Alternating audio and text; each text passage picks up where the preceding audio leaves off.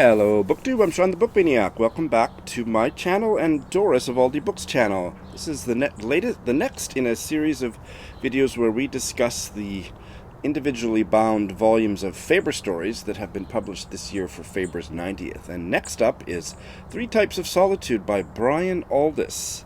Brian Aldiss died a couple years ago, aged 92, and he was a science fiction writer primarily, and also known as a short story writer. Born in 1925 in Norfolk, England, died in Oxford 2017.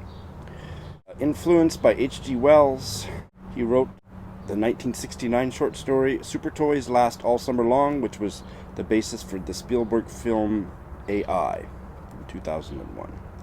He's associated with the British New Wave of science fiction. I have to say that I passionately hate science fiction, and luckily, I thought it didn't seem like this story was sci-fi. There's 3 stories in here, so in this first installment of the video, to launch the discussion, I will be discussing the first of the 3, Happiness in Reverse. And even though it wasn't really sci-fi, it was a little bit unrealistic, I guess, but kind of more of a fable. It's the worst short story I have read in recent memory that I didn't bail on, and the chances of me bailing before I finish the next 2 are extremely high. It was just the worst. It read like a story he wrote in 22 minutes and never edited. It's just, there's nothing about it. It's the description of a story.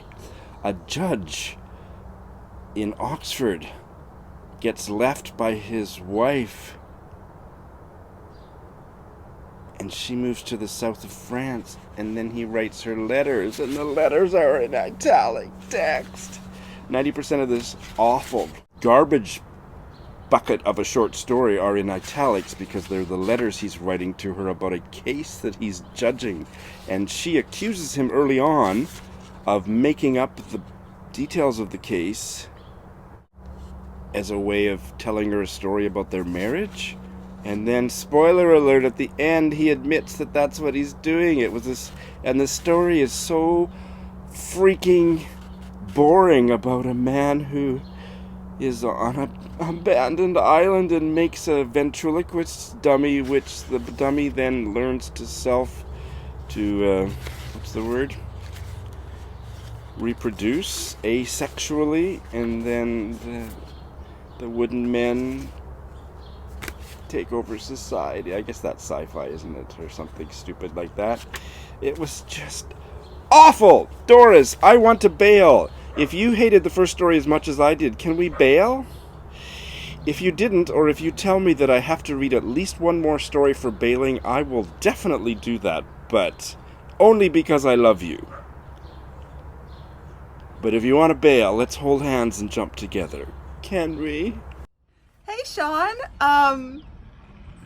I would gladly jump off that bailing cliff with you if I hadn't already read these. So, yeah, they are just as bad.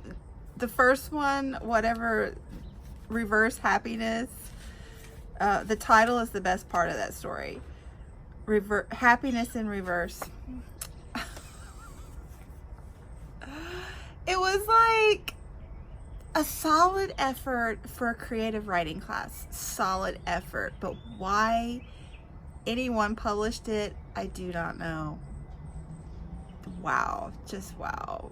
But moving on, I'm so sorry. I do not have anything else to add. You said it all. It's just terrible. But please. You know, I was just sitting in my chair as I was reading the first one, and I got to the end and I was shaking my head, and the cat had fallen asleep in my lap, and I said, let me just go ahead and finish while I'm sitting here because it's really short anyway. Yeah, you have my permission to bail on this book. You do. However, would you please just close us out by reading page 19, just the bottom paragraph, and page 22, just the bottom paragraph, and share your reaction. I need another laugh. Thank you for the first. I need another one. That's all I got. Hey Doris, well you drive a hard bargain, but let's do this. I'm about to do my homework. Bottom of page 19.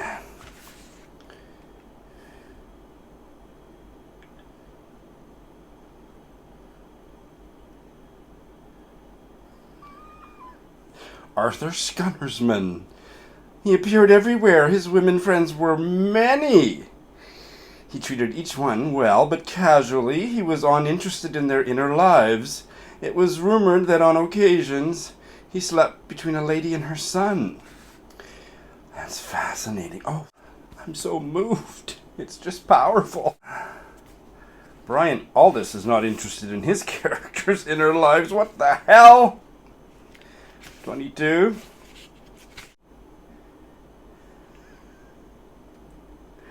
She insisted that they made love in the missionary position. She reached orgasm quickly and calmly.